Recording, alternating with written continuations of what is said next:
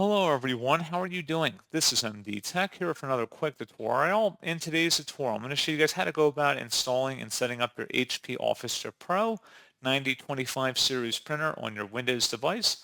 So this should hopefully be a pretty straightforward process here, guys. And without further ado, let's go ahead and jump right into it.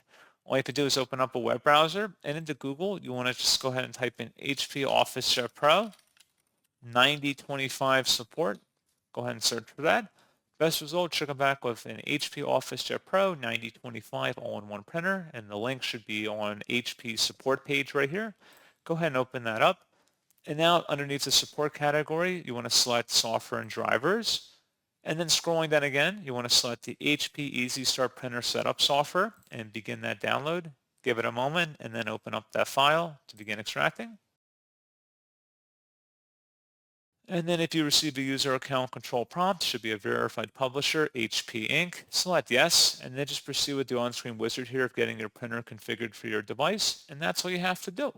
So pretty straightforward process, guys, and as always, thank you for watching. I do hope that I was able to help you out, and I do look forward to catching you all in the next tutorial.